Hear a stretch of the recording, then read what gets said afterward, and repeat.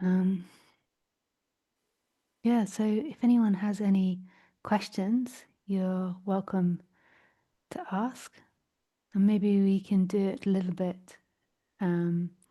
First Ananta answers, and then maybe I say something, or maybe I answer, or yeah, we'll see how that flow goes. You can write the question, or you can put your hand up and ask the question.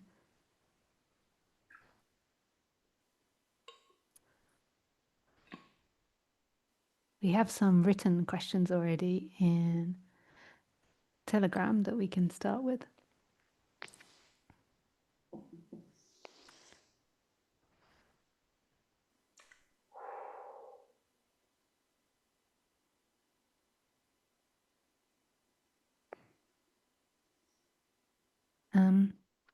Yeah, so Arena suggested a topic of the feminine aspect in teaching non-duality and how it complements masculine-orientated teachings, importance of hearth-based feminine teachings nowadays, especially in Western societies.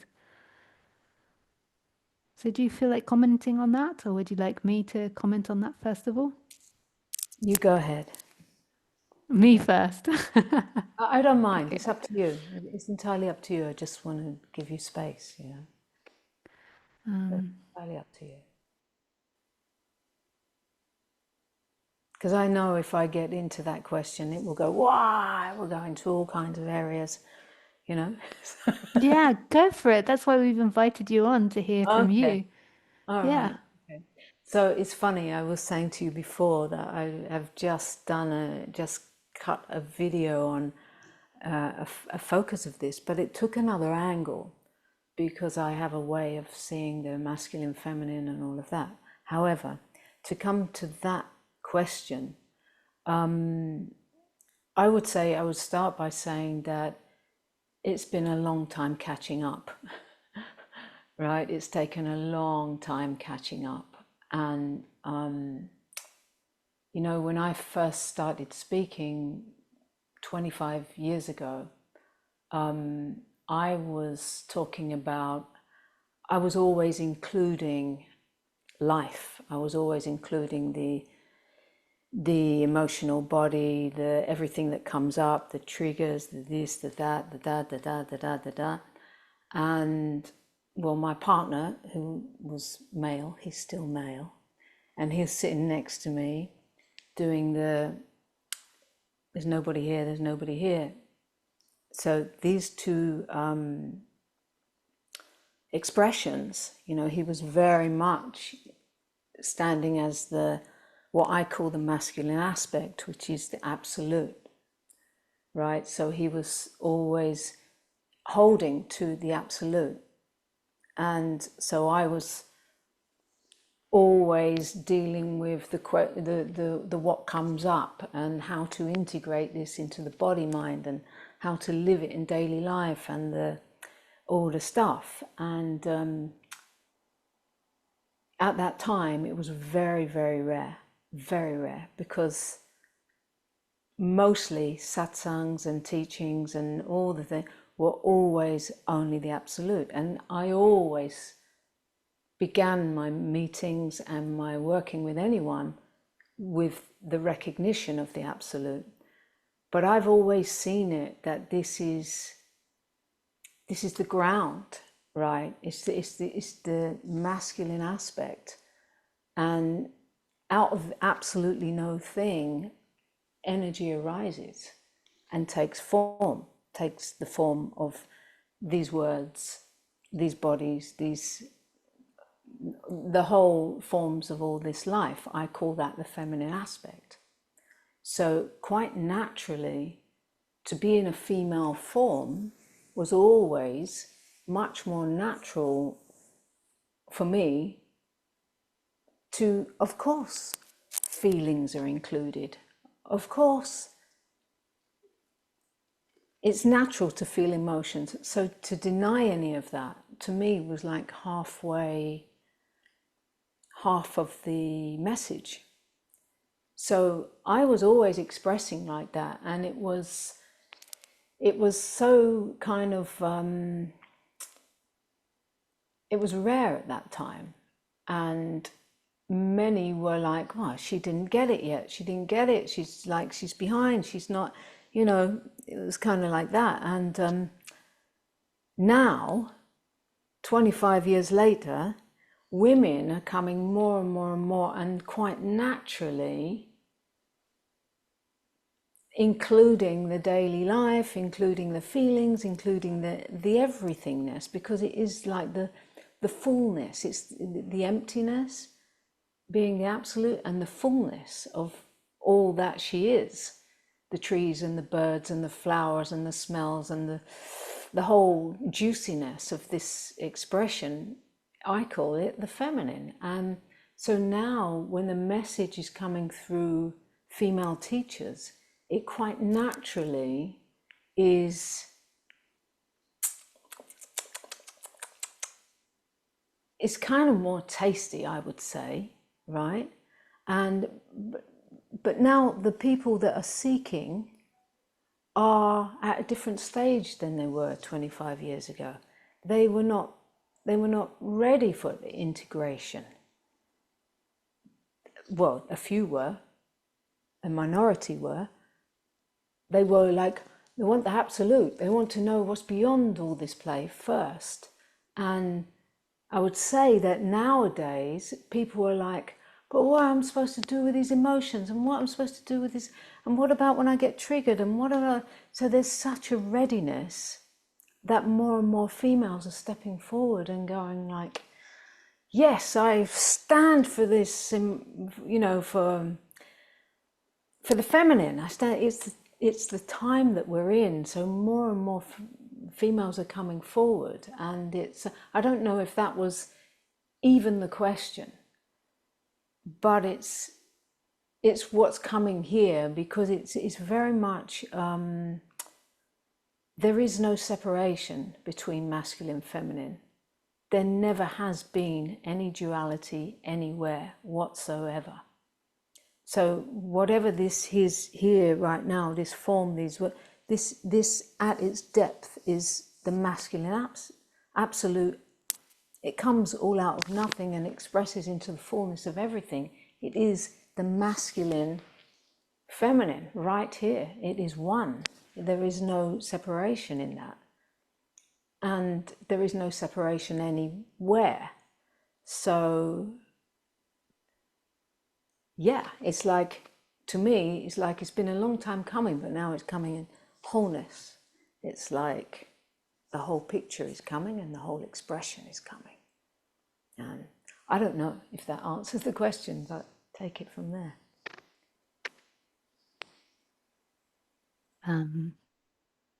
Yeah. Yeah, no, totally. I think that's exactly what the question is about. Like what people are interested now a lot is about embodiment and and how to embody this. Do you know, it's taken me years to actually understand properly what people mean. Because, when people talk about all this, because I think often for the female is that what we have the body awakening first, not all the time, but so I had that the feminine or that everything side or the embodiment stuff happen first before the nothingness side presented itself. So I never really understood like this opposite way, like of people understand or seeing the nothingness and then needing to embody it. Like I didn't fully understand what people meant because it was outside of my experience.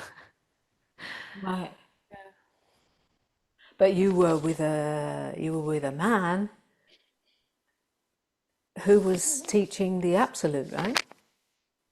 Well, in private, that when I went to live with him, so there was years before that of the Buddhist stuff, but in private, when I first went to live with him, his first teaching to me was to massage my body and to hear stories come out of my body. And at the time, I was like, wow, he's really cuckoo. But so am I, so we'll just go with it, like I thought to myself, well, he seems happier than me, so I'll just go with it. Like, I didn't really think that stories could come out of your body at that stage. I was like, yeah. You thought And you so were going this to be was, here and being told. yeah, I didn't know what and he was like, well, where your body hurts, massage it and try to see if a story Yeah. comes out. And I was like, well, that's weird. But I did it because he said it. And he also had a hot tub. So we used the hot tub as a massager as well. And I was like, okay, this is easier. And then it started happening. Like I'd be massaging a part of my body and then I would start crying. Right. And then like a story would start coming out of Yeah. it, of like abuse at school or something, teachers Yeah. screaming, something. Right, and it all over your body, like your big toe or like everywhere. And then it got me interested in acupressure. So then I started learning shiatsu and Right. Chinese That was medicine. exactly my path. I was a body worker. Yeah. Yeah. So because this is so, even though he did speak about, Ramesh and very much about consciousness, this was his first in the background, his first thing teaching to me was this is what I have to do. And then I spent years doing this, and it was Wow. phenomenal. It was amazing. Monsters came out of me. I didn't,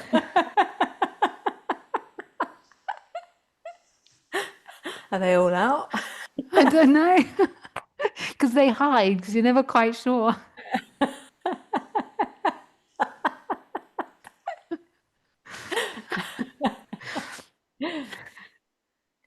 But then Yeah, people so saying that and think like, what's she talking about? Like, I know. I remember with Roger, I thought he was so loopy, but now it's so normal. And then when people were speaking about embodiment, I never really understood what they were talking about because in the background, this is a lot of what me and Roger did. And when I was suffering, he'd come and massage me, and be like, where does it hurt? And then he would encourage me to speak it out. yeah, nice. Yeah. I mean, I'm always singing Roger's praises on Mm. here. So, but yeah, I'm so grateful for Roger. Wow, that's beautiful. Yeah. So I see we have somebody with that hand up. Just give me a moment because I just have to work out how to do this without showing the video, but you can see it. So yeah, that's you can unmute yourself, Lena. It might be your name shows on the screen, Lena, but not your video. That's totally fine. Yeah, so ask away. Yes. Yeah, I just felt like connecting to both of you. Um, Mm. Such a lovely talk, and I resonate so strongly with what is being shared here. Um, um, yeah, and I also wanted to express my like I wanted to express like in this interview you did together, Lisa and Ananta, where Ananta were sharing about sexual energy, and it goes like this in waves. Um, I love that so much, especially that you showed it in an embodied way. Um, yeah. Is there anything else? Um, Did you want to ask anything about that, or was it is something like you just wanted to confirm that you recognize that somehow? Yeah. yeah, I think I do in different nuances, I guess. Yeah. Like there's a buzz, but it could be more buzzy, more vivid, Mm. but it could also be very deep and very calm. The way you expressed it, like you used the word sexual, but it's like for me, it's also just like this Mm. peaceful love. Mm. Um, People tend to think of sexuality as kind of genitals things. When I speak of sexuality and my meaning, there's a deep sexuality that's happening right now. Yeah. which is what I was kind of touching on before, as in the deep masculine, which is the depth of pure presence.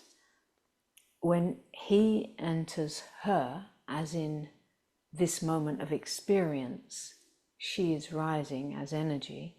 So in this moment, the depth of presence is entering this moment of experience. The lovemaking begins from the depth to the surface.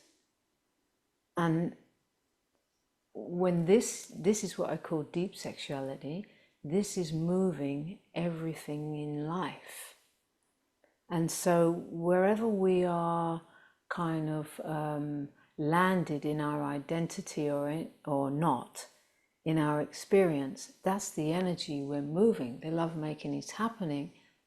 But depending on where you identify and where you are in that belief and whatever, you're creating more of that. And this is the lovemaking of God. This is my vision and my expression of that. So deep sexuality is the depth of pure awareness penetrating this moment of experience.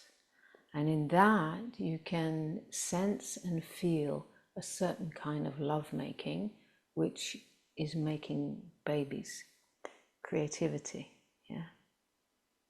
So, yeah, sexuality to me this is Tantra.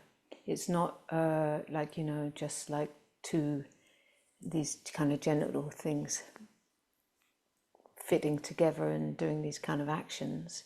It's much, it's Tantra to me is the whole existence making love with itself. Consciousness in form.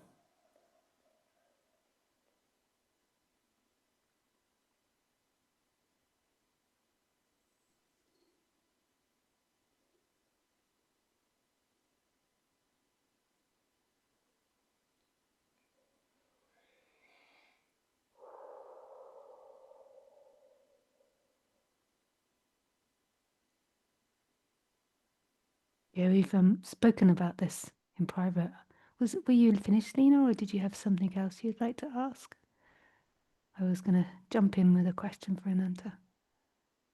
But please, if you've got more. I can't see it. Oh, you can't unmute yourself? Is that what it is? Can you unmute me again? Yes. There we go. Thank you. Yeah, I muted myself in the meantime because I wasn't sure if I should do that or not. Yeah, thank you, Ananta. It's again that you talk about it. It resonates so much with me, and just this way of expressing it is very special. I can't see you right now. I need to make a sound, and then you Yeah. see. Yeah. It's very juicy, and for me, self-realization has always been juicy, So yeah, you saw those interviews we did, and so you have a bit of the backstory. I was always looking for freedom through the juiciness of life,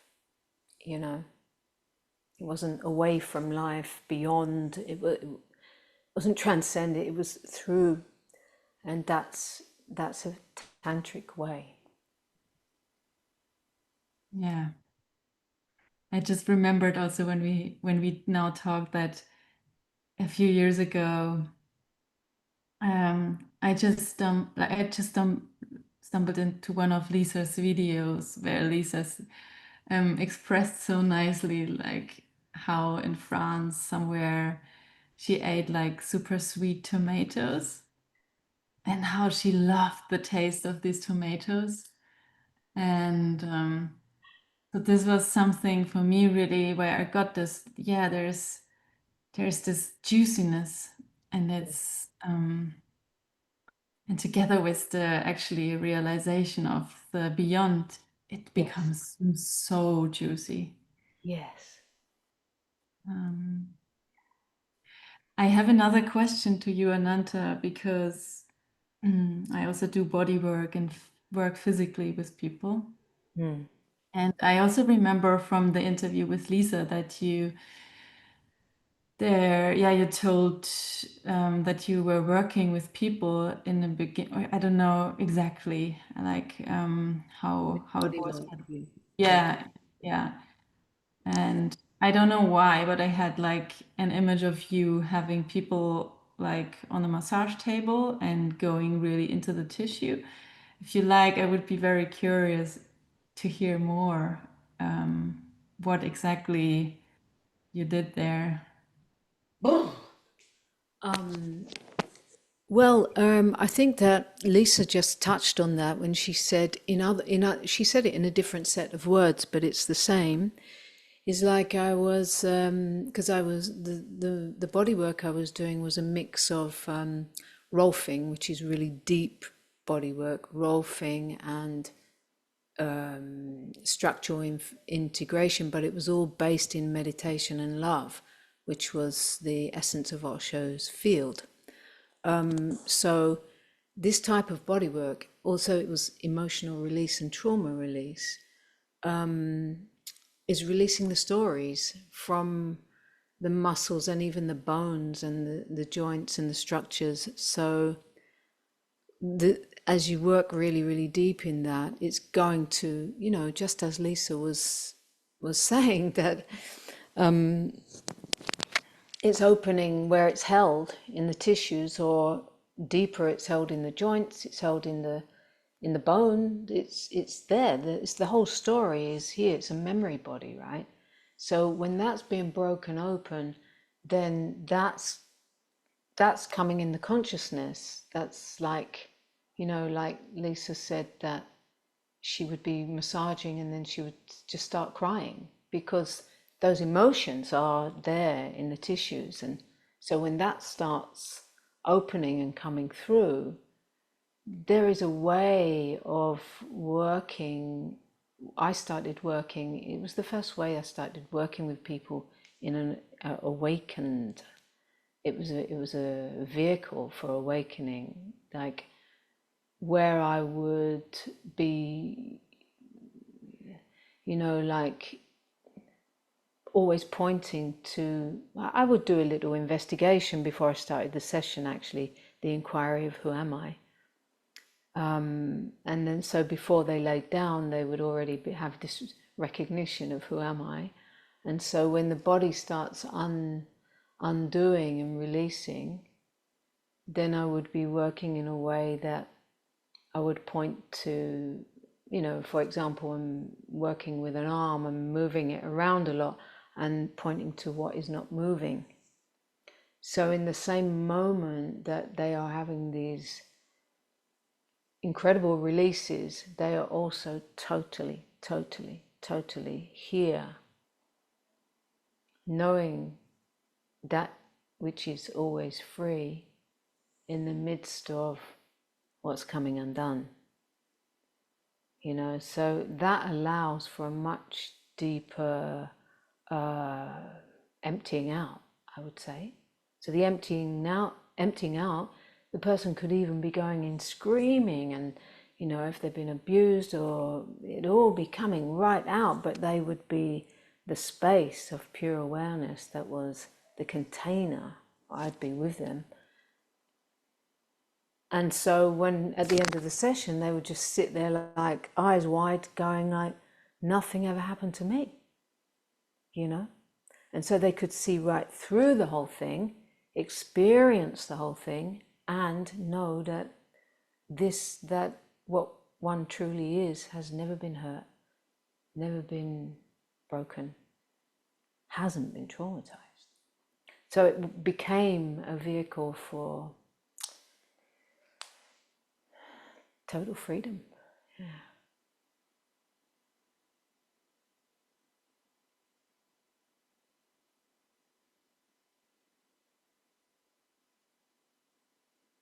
Yeah. Wow. Thanks for sharing that. Thank you for asking.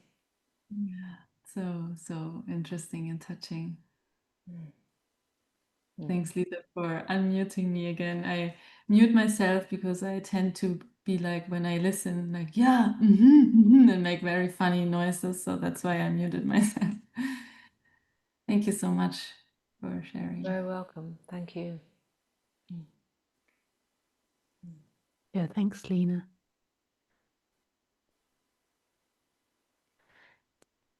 Yeah, as you were speaking, I was thinking it's such a perfect way to teach, you know, on the, like doing this, like the body work and the stillness, like what depth that is. That's how I started. And then I started to do these inquiries into who am I before they'd lay down. And then they started coming back and saying, can we just do that bit? You know, can we do more of that? I was like, oh, okay. So then it became a session. I started doing these recognition sessions where they'd just come for the recognition. And then they were like, can I tell my friend? You know, and then their friends started coming. And suddenly there were like too many that I couldn't keep doing body work on. So that's how it transitioned into, Yeah. look at this, yeah. I suppose back to what I was saying before about like it took me a while to realize what people meant about embodiment. I think it's because I think somewhere in my thinking, I didn't think that people could wake up without like I didn't realize that people could have the nothingness recognition without the body waking up. I didn't know because that wasn't my experience. I didn't know that could happen for Wow. everybody else. But even when I look back on my experience, there was obviously times where there was a recognition of nothingness, and then there was mixed.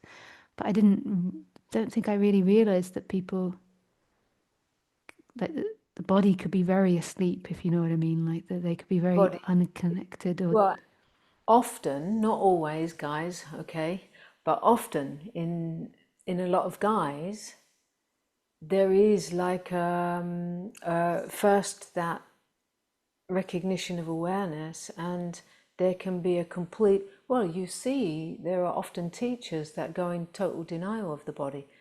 That was the time of Ramana. You know, he didn't care about the body.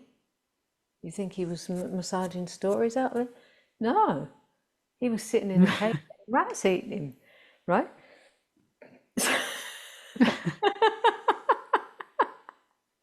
So it was very much the masculine, transcendent. That was the way it has been down the ages, right? I just never pieced it together in Right. my mind.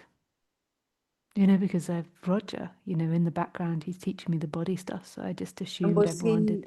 he must have been in his body then, yeah? Well, he was doing all the body stuff prior to me meeting him, so that's why he taught it to me, because he'd been doing it, and he told me about all these past. I don't know if I'm allowed to talk about that, but he told me about stuff that happened. It was fascinating. It's like all these teachers, like Papaji, if you listen to their backstory, it's just, yeah, fascinating, but I Yeah. can't tell Roger's story. Yeah. Yeah, yeah. But it's often like, I'm not going to mention names either, right?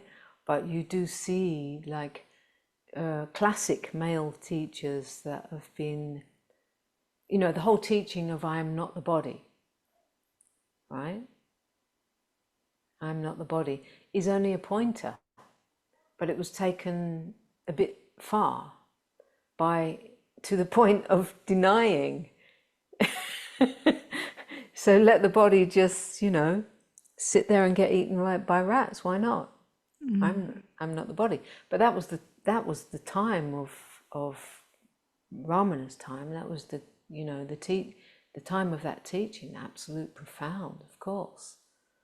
However, it's like nowadays, if you see certain teachers who are just holding to that and they don't acknowledge the body, then there's this kind of like contradiction of absolute clear teaching on one level, but they are treating this form like a piece of shit because it's still full up with all the patterns of disassociation and out of that they can't feel, and so that can easily get like kind of passed into the emotions are not important, emotions are nothing, because they got no connection to their feelings, you know.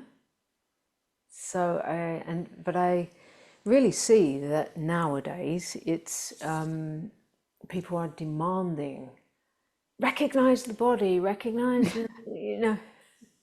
Yeah. Yeah, no, recently when I did talks, live talks, there was a lot of questions from females about embodiment. Finally I they get don't, a license.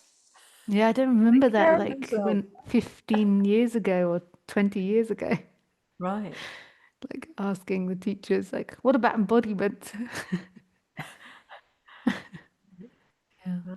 Well, because the understanding or the recognition or the realization, if it's not coming through the actions and the walking, talking, this, then it's disassociated, right?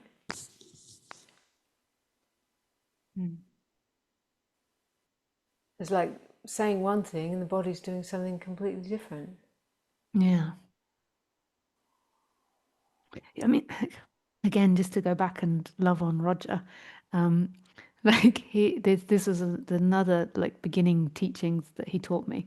So I had been practicing meditation and been into non-duality, and one of the beginning teachings was me speaking, thinking I felt a certain way, and then him pointing out that I actually felt a different way. And that could seem like gaslighting to some people, but it was so profound to realize that I thought I was happy. So that's what I knew on this level that I was, and that was my reality. But underneath, my body could be furious or sad, and I didn't have that Right. connection. And even though I'd done therapy by that point, I hadn't done body work, but I'd done therapy, I'd done yoga, I'd done years and years of meditation retreats, Vipassana, non-duality, Eckhart Tolle. I still hadn't got to this definition of what the body felt opposed to the story I was telling myself of what I felt. Like I Wow. couldn't So, see and that. how could you see that differentiation? Like, what's the difference now to what it was then? Well, now it feels like the attention resides in the body. So the most important thing is what the body's doing, and then the thoughts are very secondary. Right. But back then, what used to happen was that I would end up getting angry with Roger and it would show. So I'd be like, I'm not angry. I'm not hungry. No, I'm fucking angry. Shut the fuck up.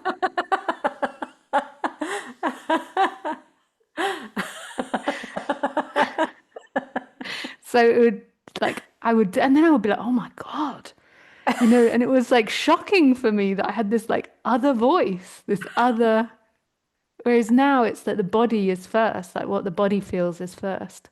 And then Right. the stories and interpretation are second or third or whatever, they're after the fact.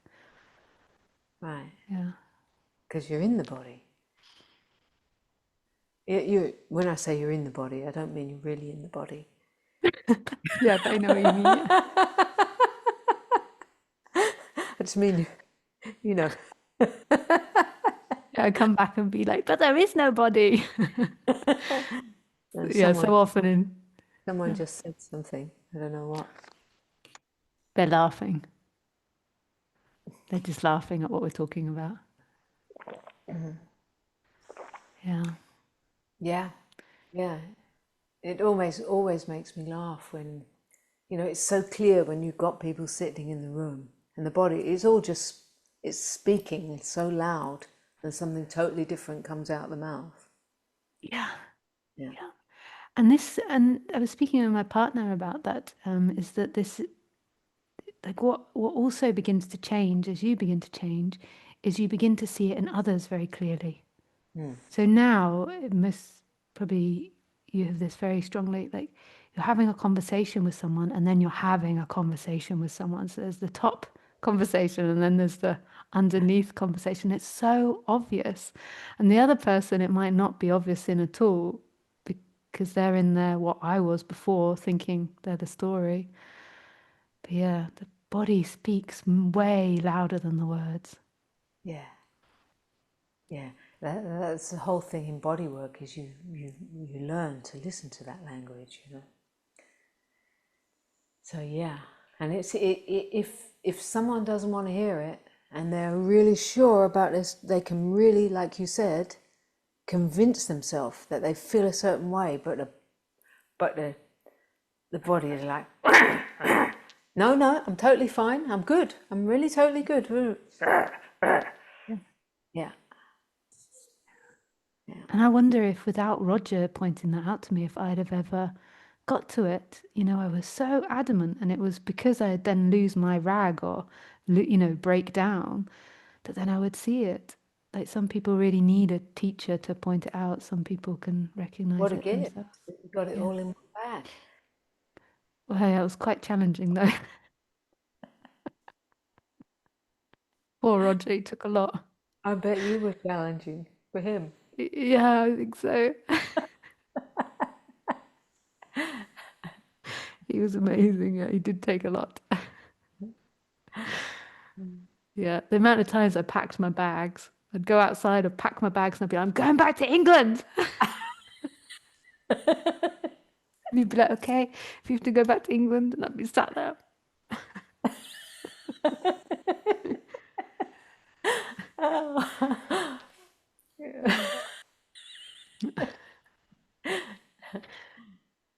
So anyone else have any questions or any comments? I didn't check all the chat. Yes, we do have another question. Oh, we have a few. I missed them. And we forgot about them, didn't we? Yeah. So we got Graham, and he's tuning in from Canada. And his question is, the thought that have been catching my attention lately have been about moving somewhere beautiful in nature and creating a life that is more aligned with what I really enjoy, non-duality and awakening. I feel a lot of disgust and resentment towards my current life circumstances, i.e. the city I live in, my job, current partner. I can feel the suffering that identifies with these seeking thoughts is causing, but it feels like there is some truth in this current circumstance not being what my heart desires. Do you think the pull to these thoughts is coming from an avoidance of uncomfortable sensations in the body? Would love to hear you speak about this. Thank you.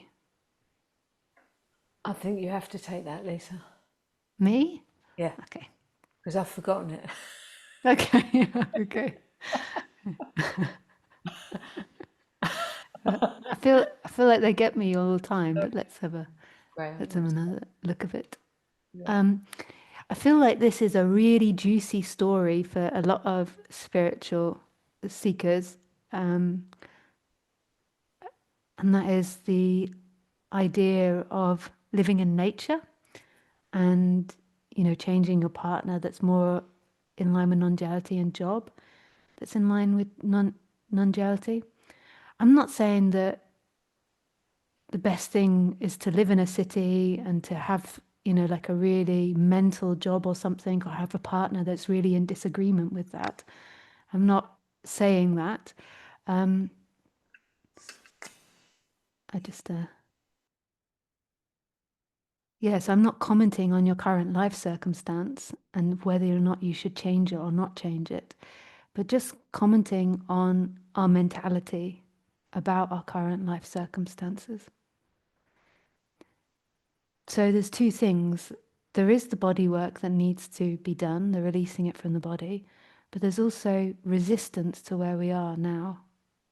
So, like, as you all know, I'm a big lover of Ananda Mahima.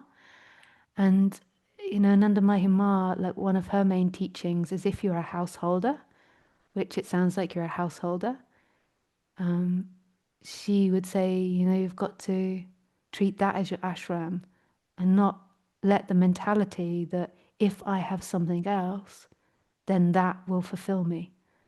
So you've got to treat your current lifestyle and circumstances, so the city, the partner, the job, as your ashram. And what does that mean to me? What that means to me is that everything that we come against is always the opportunity to expand, as long as we look at it in the right light. And what do I mean by expand? And that is to not live as that contracted, identified self, to expand beyond the limitations that we put on ourselves. So what next then is that you look at the places where there's resistance, and there's two things that can be done from those places of resistance.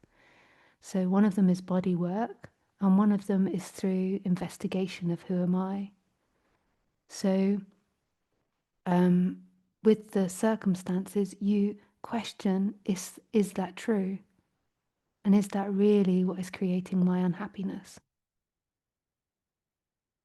Like, who is this I that is resisting this life? Who am I truly? Is there really someone here in this moment that doesn't want this life? Like, who is sitting here rejecting my life? And also, what is this life that I'm imagining I have? Like, it's an imagination in the end that you live in a city or your partner. So investigating all of that. And then the next is to work on the body and the old ideas which are trapped in the body. And I think Ananta has done a beautiful job of talking about that, of how you can go about that. So that's like seeing where the pain is in your body when you think about your partner or you think about your life circumstance, and investigating that area of the body. You can do body work to investigate it. You can massage it yourself when you're alone. You can put attention there. And then who does that belong to? Who has that contraction? Who has that pain? Who is feeling that pain? Who wants it or doesn't want it? It's easy to stay in the belief of this perfect life that you can get to. What's difficult is the challenging of it. You know, when I was speaking about with Roger and we're driving along and I'm telling him about how I'm happy, and he's like, no, you're not, you're angry. And I'm like, no, I'm happy. Of challenging it. So who is it that's resisting its life? Who has those feelings, and where are those feelings in the body? I'm not saying you don't change your life circumstance. Living in nature and having people that reflect back this subject is really beautiful. But you can't let that become your constant companion in your head. You know, you'll change it in time. If you're thinking about it all the time, then there's something else there. So if you want to live in the countryside, you know, each day you can do some sort of positive visualization of what you'd like, and then you leave it alone. And then if there's repetitive thoughts coming up about it, then there's something stuck in the body. There's something that you're identifying with that isn't true. And in the end, the truth is that we are here. There is nothing experiencing everything. There is nothing in here, and there is everything. And that everything includes feelings, includes the body, includes sensation. But it just doesn't belong to anyone. Who is owning it? Who is claiming it? Who is holding it in somewhere? Who is it belonging to? Yeah.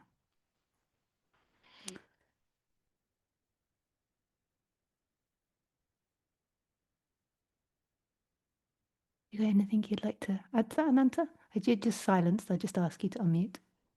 I silenced you while I was speaking.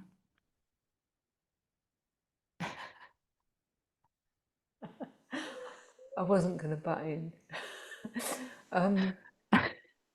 No, I said that was really beautiful, really beautiful. And I'd like to add something on the end of that, is the only problem is that wherever you go, there you are. you know, you could go and live, you could go and find that place in nature and get the perfect surrounded with the perfect people and the perfect, all of that, and still be feeling what you're feeling now. Because wherever you go, there you are. You take it all with you, unless you do the work of what Lisa has just spoken.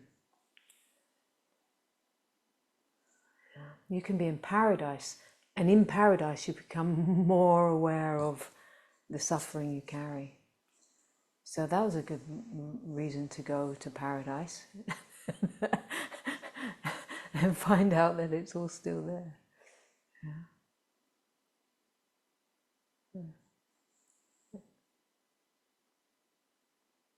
Yeah, that's true about if you go to paradise, then you haven't got all the distractions. So this is another thing with Roger. Sorry, you don't know that I talk about Roger a lot in my talks. But yeah, he's my teacher. I totally, yeah, I love him for everything.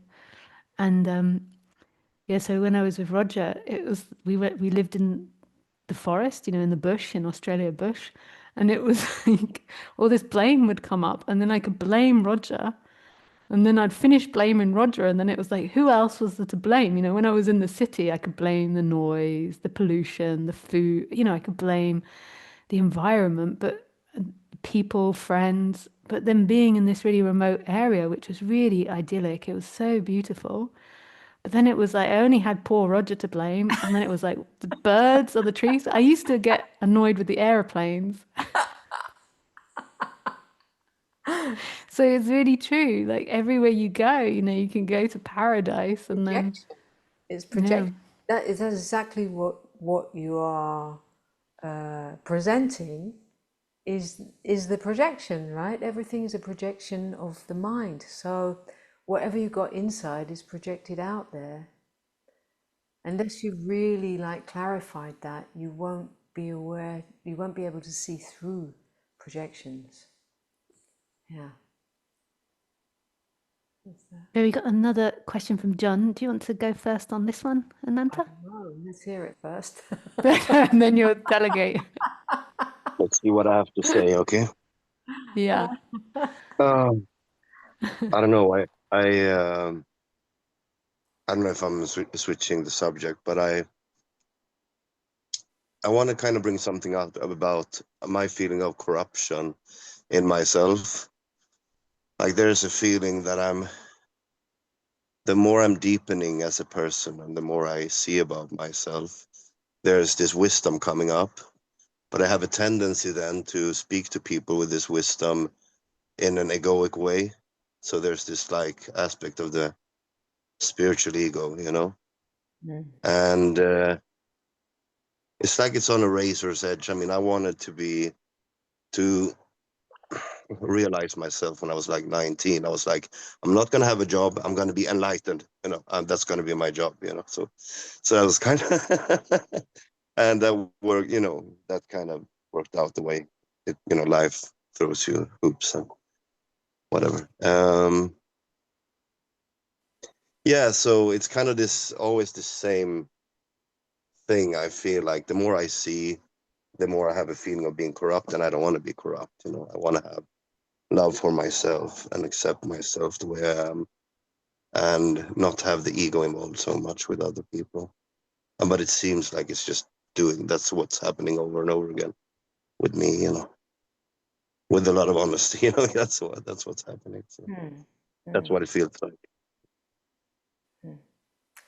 Was that too complex, or is it okay? Yeah. Lisa, do you want? If you feel to go, yeah. Okay, so before I lose it, yeah, I would say that the fact that it's so present in your awareness and you're so aware of it, it's like it's coming to be really, really seen. Yeah. And it's coming to be seen through. So you Yeah. are the one who's seeing through it. And can you begin to speak from like you are right now, you right now, you are speaking, you are the one who sees through it, and that is speaking. Mm. Can you just continue committed to this voice? Yeah.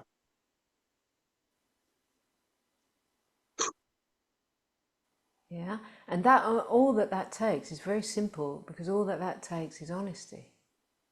Yeah. Because there will always be, like, one of the ways I like to express is like when we truly are living who we really are, it's like walking on a tightrope, and what we call ego self is always walking by the side.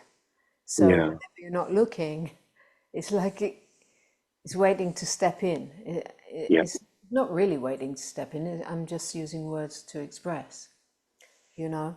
So it's always walking along the side, and the moment you're not looking, it comes in and tries to hijack and own it. It wants to Yeah. own. Yeah. Oh, yeah. I see what you mean.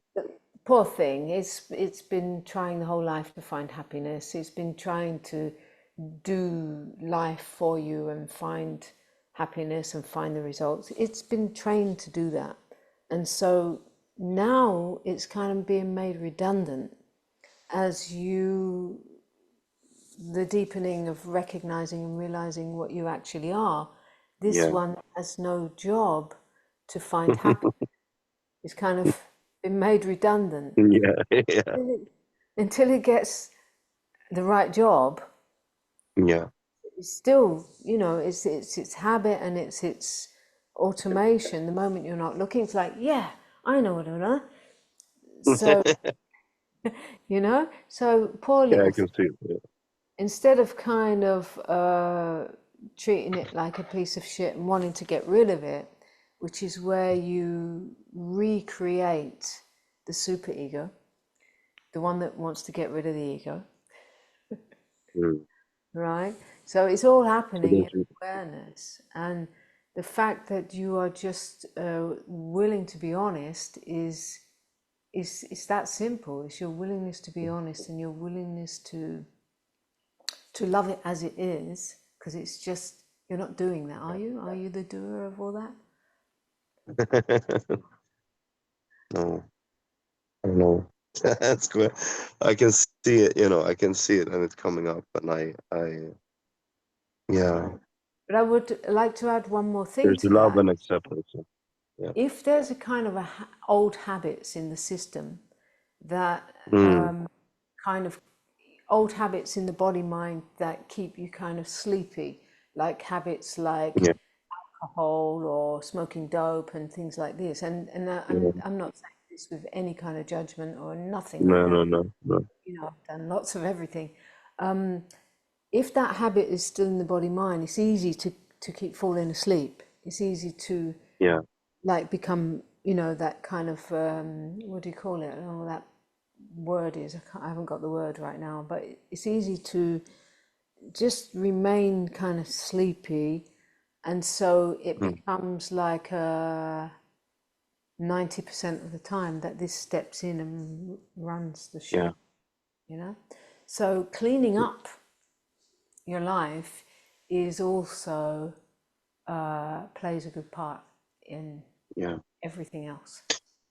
I've seen a lot lately about, just self-love and just not beating myself up, Yeah. and I've, seen small insights of the dynamic of how this goes on, Yeah. and it feels like it's starting to lose its grip to a degree. I just wanted to hear from you what you think. Right.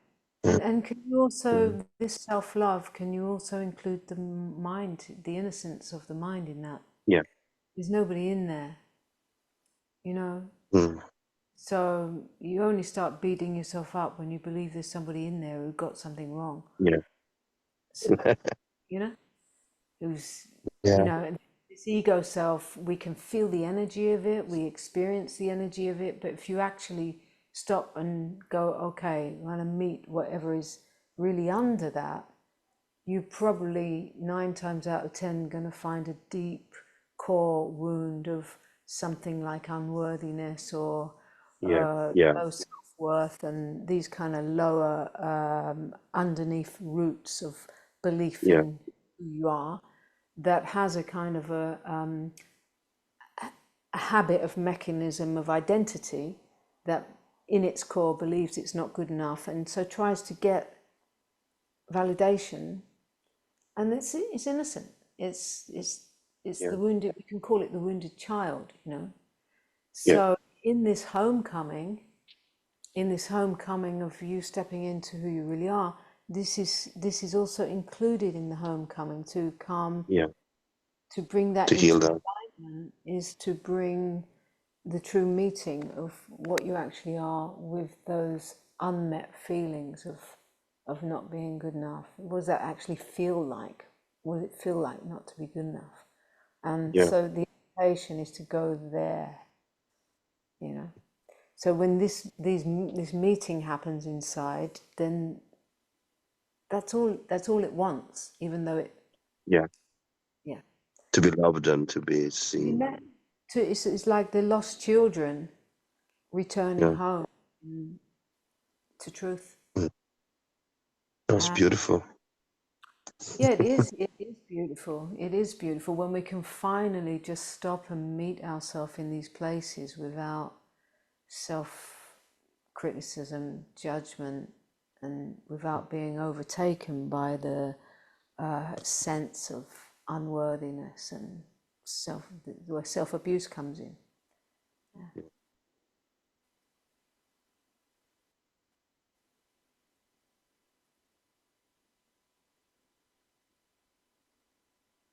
Are you good? Thank you. Are you I'm good? good. Are you good? I think I'm good. Are you good enough to love? Yeah. Yeah. And even when that little one is trying to get whatever he's trying to get, is he welcome in the innocence of his distortion, dysfunction? Mm. Mm. Mm. Yeah. This was deep. That's really deep for me. Thank you so much. Yeah, thank you.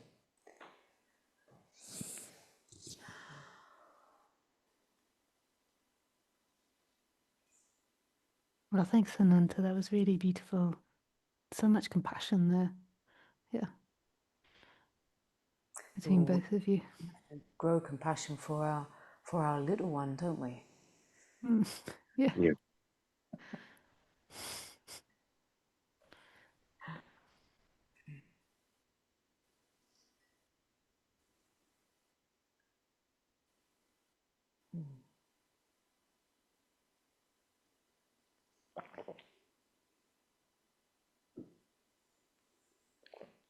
So this is from Diraj. Today's meditation was calming. So this is the meditation you did, Ananta, at the beginning. Would be great if these types happened during weekdays as today, thanks. Well, actually, I think that Ananta does a group. You have a group, but maybe that's on Sundays that you have. Yeah.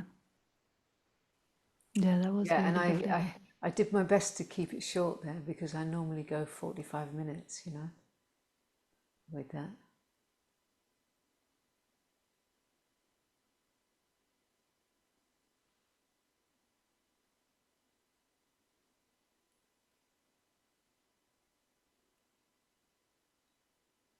Was that it? There wasn't any.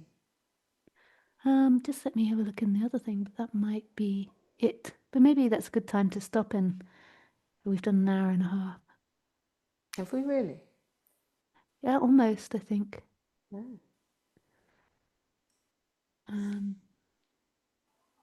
Yeah, unless anyone else has a last minute hand up.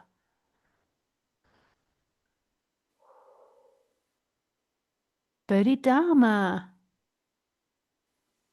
Yeah, you can unmute yourself, please. Hey, Hey, Bodhidharma. to both of you. Oh. Um, Yeah, I just wanted to ask if you could speak about heart. About what? Heart. Do you want to take that, Lisa? Yeah, maybe we can. I'll do it first, and then. Okay. Hello, Bodhidharma. Although he gets me every week, I feel like they maybe want you, but I will have a go at heart. So just spontaneously, like when I speak about heart, the heart of being, I mean, I suppose the more feminine side, the everything side, which would be the embodied side, where you drop down into the heart. So it maybe feels like this at first, that you drop down into your heart, and then eventually the heart is everything. The heart is all of it. And it's the feeling of the I am, which then becomes impersonal beingness, liveness, presence. And I would say it's got the quality of love, but not conditioned love, like an unconditioned love, a feeling of home, being of home. So that's what I would talk about, or just spontaneously comes when you ask about heart. And you, Ananta? Is someone saying something? No, I think they just no. No? No. Yeah, so just as you were sharing that,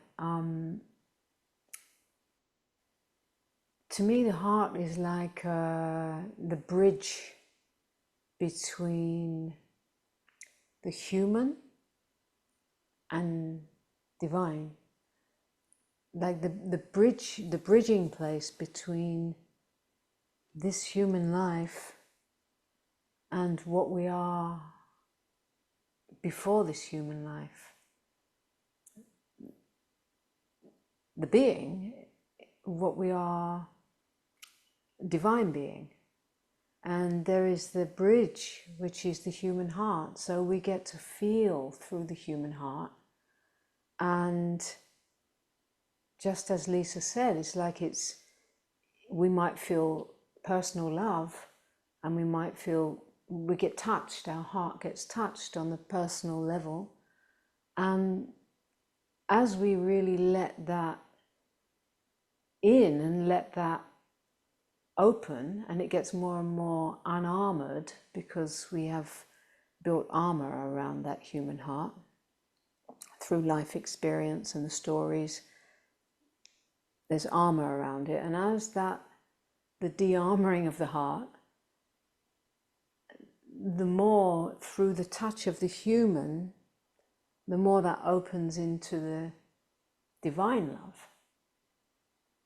It's like a bridge. You know what a bridge is, right? You start on one side and you come out the other. And so, yeah, it's like that is the deep part of us that makes us both human and both divine.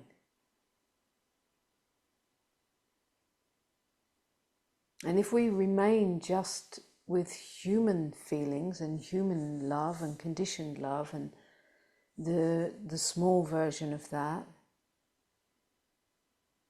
we can be still, like we can be always longing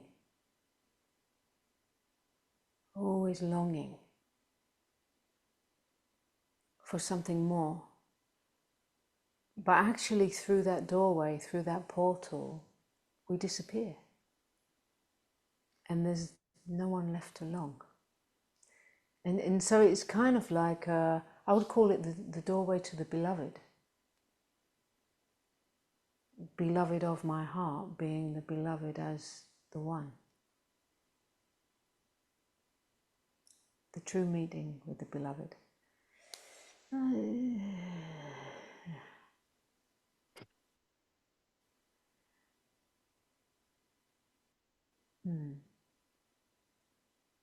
Just as we begin to speak of it and we begin to touch on it, we can feel it.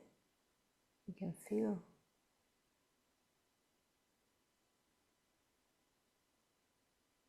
Who feels that? Who's feeling their heart center? Yeah.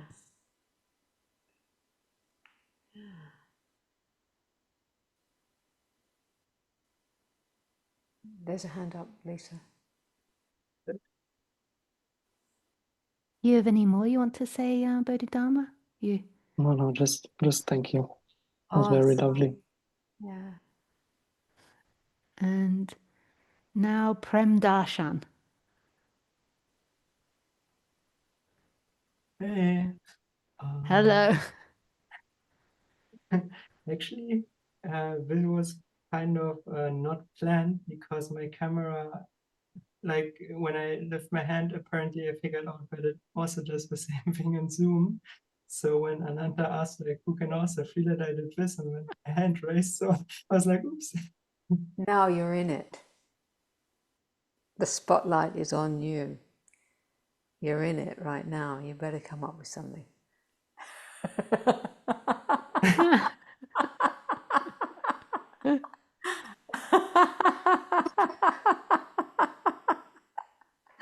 Ah.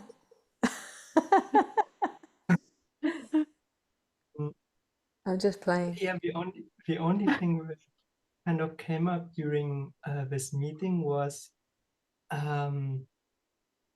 that, like, when I looked at Lisa and you, the two of you, when you were talking, or her, that for me, I felt like at the center, like your energy felt kind of similar, but still like it got like a different flavor.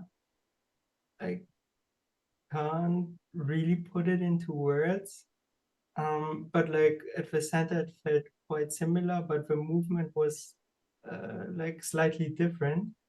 And I don't have a question or anything, but I was just curious, maybe something from both of you kind of comes up you would like to talk about.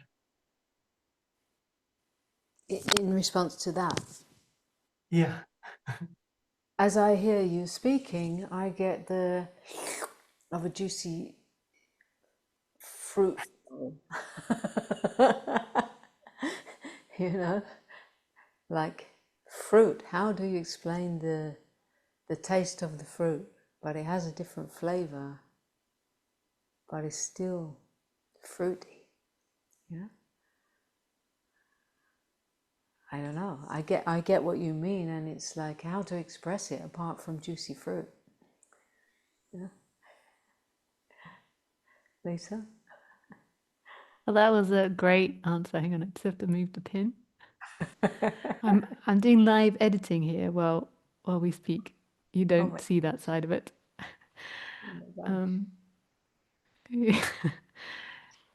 So my answer would be that I just feel like it's when Ananta speaks. I mean, this is a really romantic way of putting it, but it feels like silence speaking, like the same silence speaking.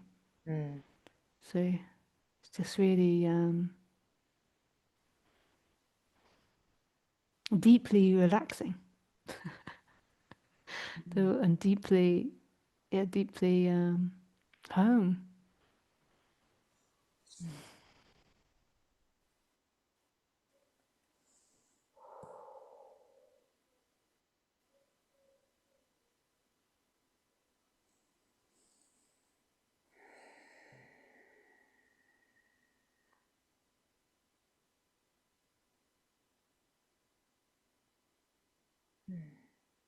We just have another question in Zoom, Telegram, I think. You got Telegram going on as well. Yeah, I'm really multitasking here. No, it's not. It's not. There's no other question. Just thank you for this lovely meeting. Love you so much. Yeah, and maybe that's a time to end it now. That's Yeah. very beautiful to feel all of you. It is the same silence. And just in the same way that I forget your name, what you just expressed. It's like, you know, people come on and they ask different things and da-da-da, but it's the same one asking and answering.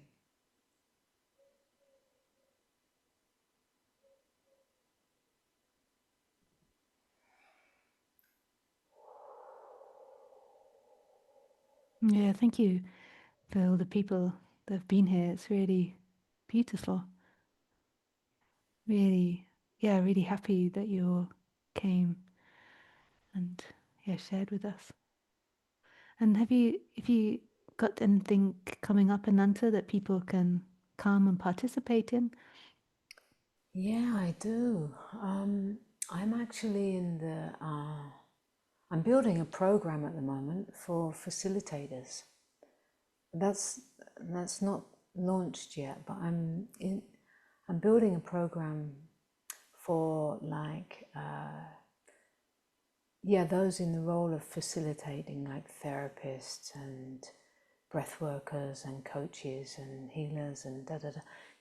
It's called Next Level, to take it to the next level of being able to work with people from a place without separation and without duality. So I'm building that course right now, and there is a priority wait list to opt into to hear more about that as it gets rolled out in the next couple of weeks. So the opt-in page is live. If there are any facilitators here who would be interested, you can find out more by getting on that list. And apart from that, yeah, I mean, like you, I have a membership group, and we meet every second Sunday.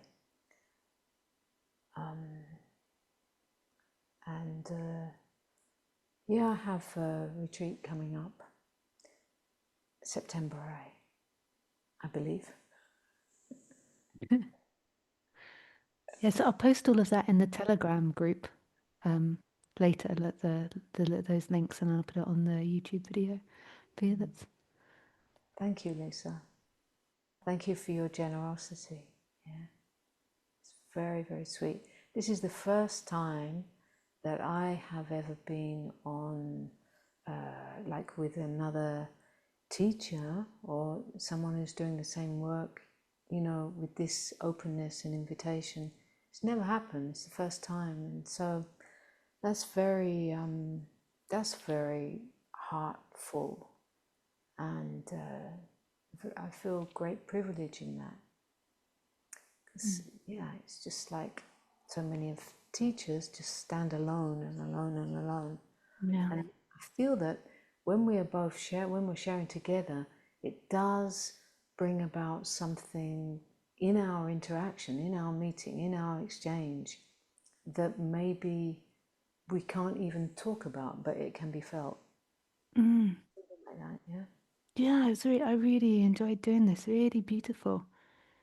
Yeah. Yeah. Thank you. Really lovely. Yeah. And really sweet, because I know some of the people you spoke to, and it's really lovely hearing your perspective and your way of interacting. Really enjoy that. Yeah. We will do it again, I'm sure. I feel, really beautiful evening. Yeah, thank you so much for agreeing to do it. Thank you. Maybe it could be with a theme. Yeah. Rather than just any random questions, but a theme or something. Yeah. Yeah. Well, thanks, Ananta. I'm just going to stop recording now, and then we Thank you, can say everybody. goodbye. Thank you. Yeah, thank you. Thank you for your presence.